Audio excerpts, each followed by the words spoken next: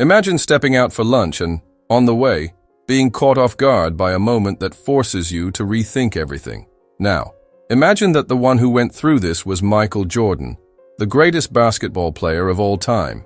Someone used to applause million-dollar deals and having the world at his feet, but who on an ordinary day was disarmed by a simple request from a child invisible to the eyes of the city. This story isn't about fame or glory on the court. It's about something much deeper, the silent pain of hunger and the transformative power of someone who chooses not to look away. It goes against everything we expect from a celebrity. There were no cameras, no spotlight, just a quiet gesture, and yet a powerful one. What Jordan did after that encounter will move you, because sometimes the most unexpected moments reveal who we truly are. And when you find out what happened after that simple request for food, you'll understand why this story is more than touching. It's a life lesson. Oh, and if you enjoy true stories that speak to the heart, go ahead and subscribe to the channel. It's quick, and it makes sure you won't miss what's coming next. The sun in Charlotte was scorching the asphalt as Michael Jordan stepped out the side door of an elegant building. His impeccable suit contrasted with a thoughtful expression, still digesting the last decisions made in the team meeting. It was just another afternoon in his hectic routine as a businessman and former NBA star. But something inside him craved silence, anonymity, maybe even a touch of simplicity. He was tired of the formalities, the cameras, the people always saying what he wanted to hear. Without telling anyone, he changed the driver's route and wandered through quieter streets of the city, until he stopped in front of a small family-owned restaurant tucked between trees and low-rise buildings. No paparazzi there, no crazy fans, just the smell of home-cooked food, wooden chairs creaking on the old floor, and a comforting silence. Michael wanted just that, to eat, think, and continue his day without drawing attention. A quick lunch, maybe a simple plate, and nothing more. He sat on the curb, waiting for the waiter to set up a table inside. There was no rush, and maybe, by one of life's little coincidences, that pause was exactly what fate needed to change the course of two lives. As he watched the discreet movement of the street, one detail began to catch his attention. Someone was approaching, slowly, with light and hesitant steps. It was a boy. Skinny, scraped knees, messy hair, and clothes, if they could still be called that, stained and worn from time. He couldn't have been more than 10 years old, the kind of child the city learns to overlook. But Jordan, at that very moment, when he was seeking peace, came face to face with the harshest discomfort of reality, someone else's hunger. The boy stopped right in front of him, looking down, as if speaking to the ground. His voice came out shaky, almost a whisper, and caught Jordan completely off guard. "Mister, could you help me with some food? I can't take being hungry anymore." There was no emotional blackmail, no request for money, no sad tricks that suffering often teaches too early. It was just raw pain, direct, impossible to ignore. Jordan froze, completely still. During his career, he had faced thousands of opponents on the court, been under pressure on the world's biggest stages. But in that moment, faced with such a simple request, he was utterly disarmed. He hadn't expected this, and for the first time in a long time, he felt that nothing in his journey had prepared him for that moment. What had been just a routine lunch a few seconds ago had now turned into an unforgettable scene. Life outside continued at its usual pace, but inside that little restaurant, a new game was about to begin, one that wouldn't be played with balls and baskets, but with empathy, choices, and above all, humanity.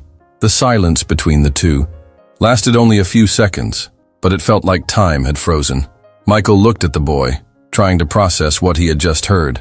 It wasn't just the words, it was the way they were said. No frills, no attempt to impress or play the victim. It was a raw declaration of pain, a child too tired to pretend anymore. A child asking for help in the most human way possible, asking for food. The boy's eyes said more than any sentence ever could. There was a mix of shame and desperation in them that tore through any emotional armor. Jordan, who had seen poverty up close during charity campaigns, had never felt the weight of real hunger so directly, so personally. And this wasn't hunger from one day. It was hunger that shaped how someone walked, spoke, even breathed. The kind of hunger that doesn't allow dreams of tomorrow. Jordan's voice failed for a moment. He tried to speak but swallowed hard. His instincts pulled him to the most human response possible. He stood up, crouched to the boy's level, and placed a hand on his shoulder. Without saying a word, just through that gesture, he invited the boy to come inside the restaurant. That alone said everything. It was like saying, "You're not alone anymore." The waiter, who had been preparing the table for Jordan, widened his eyes at the scene. The basketball legend, a multimillionaire, walking in with a dirty, barefoot boy, as if they were old friends. Conversations around the room fell silent for a few moments, but Jordan didn't care. He chose a table in the corner and pulled out a chair for the boy. "Pick whatever you want. Don't be afraid," he said with a quiet smile, trying to ease the tension. The boy hesitated. He flipped through the menu like someone reading a sacred book. Each dish seemed too far from his reality, until he finally pointed to the simplest. One, rice, beans, meat, and fries. Jordan nodded and ordered 2 of the same. While they waited, the silence slowly gave way to words. Little by little, the boy began to open up, like someone who had finally found a person willing to truly listen. His name was Darian. He was 10 years old. He lived with his mother in a makeshift shelter after being evicted. His father, he said, disappeared when things got hard. His mother, unemployed, did odd jobs when she could, but there was often nothing to eat.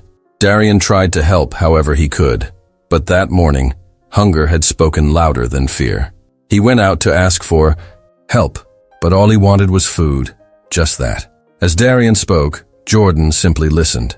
He didn't interrupt, didn't ask too many questions. He just listened, eyes fixed on the boy, his mind racing. That request, so simple and devastating, had broken his heart. And now, more than ever, he knew he couldn't just walk away and continue his day like nothing had happened. In that small corner of the restaurant, time seemed to slow down. The meal arrived, and Darian, eyes wide with a shy glimmer, looked at the plate like he was staring at treasure. He didn't throw himself at the food in desperation, as one might expect. On the contrary, he picked up the fork carefully, as if what lay before him was sacred. Each bite was slow, respectful, as if he wanted that moment to last as long as possible. Jordan watched in silence. He felt a strange mix of guilt and tenderness. How could a child treat a plate of rice and beans like a gift from another world? It struck something deep in him. The image of Darian, hunched over, eating slowly, reminded him that hunger isn't just the absence of food. It's the absence of dignity, of safety, of childhood. And in that instant, something inside him began to shift. During the conversation, Jordan made a point not to play the savior.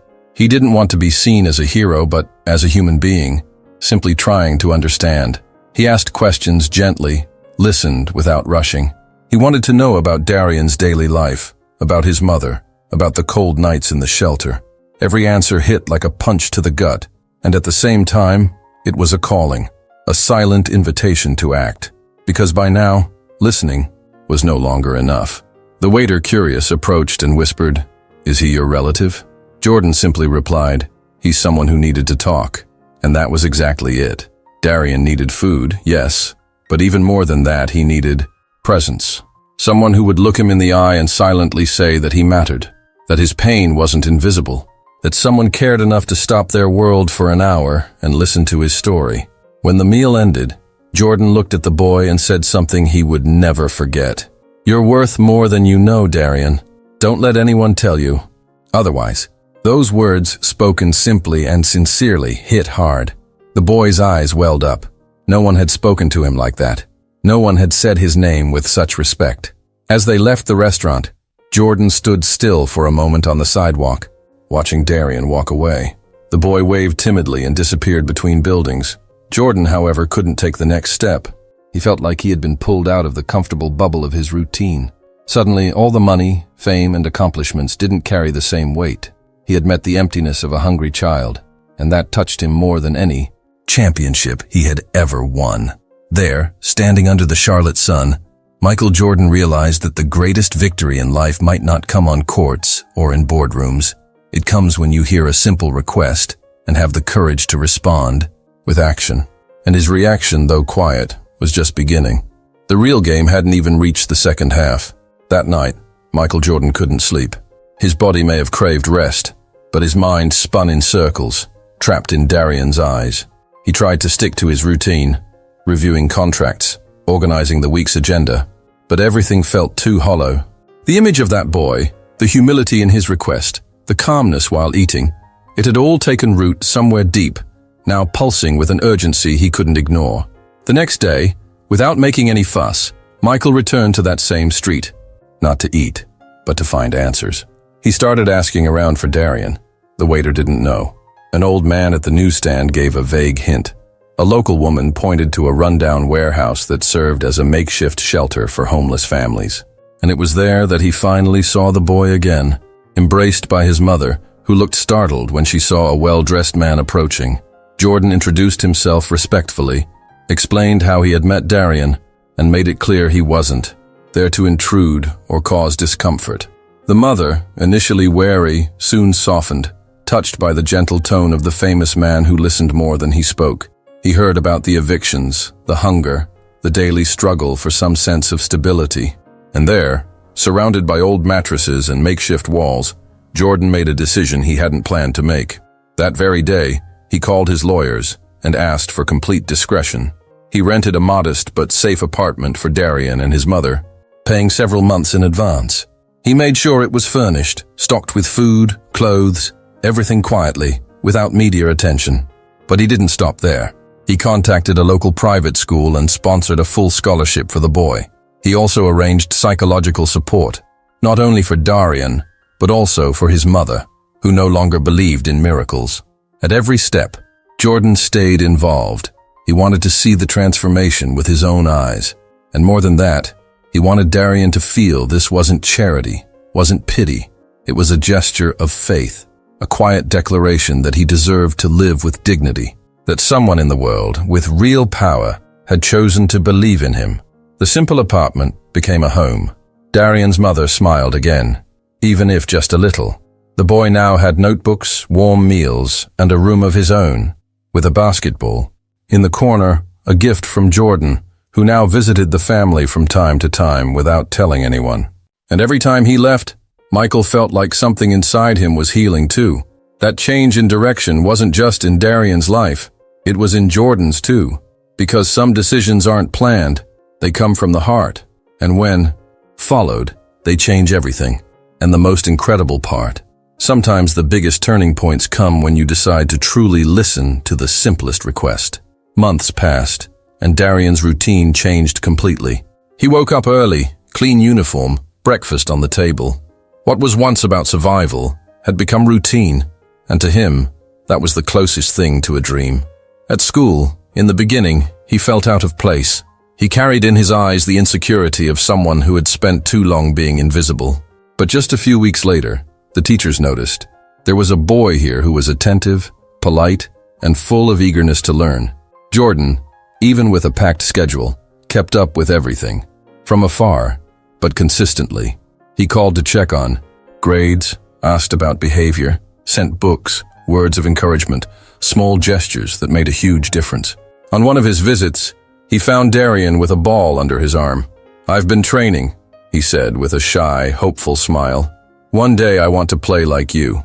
That's when Jordan understood the real impact of that encounter. Darian wasn't just fed, sheltered, or enrolled in school. He was inspired. For the first time, he could see a future where there was once only darkness. And the most emotional part was that this future no longer depended on luck. It had structure. It had support. It had someone who truly believed. The last time they met before Jordan left on business, the two sat at the same restaurant where it all began. The waiter already knew the boy. He brought out the same plate from that first visit: rice, beans, meat, and fries. This time, Darian didn't hesitate to eat, but before his first bite, he looked at Jordan and said, "Thank you for believing in me when no one else did." Jordan smiled, but those words pierced him deeply, not because of pride, but because he had come to understand something essential. People don't always need fortune. Sometimes they just need to be seen, truly seen, beyond appearances, beyond circumstances. Darian hadn't asked for anything but food, but deep down, what he really needed was to be acknowledged, heard, and embraced. The phrase Jordan answered with stayed with everyone who witnessed it. Darian, you asked for food, but what you really needed was someone to believe in you. And I do. That was it.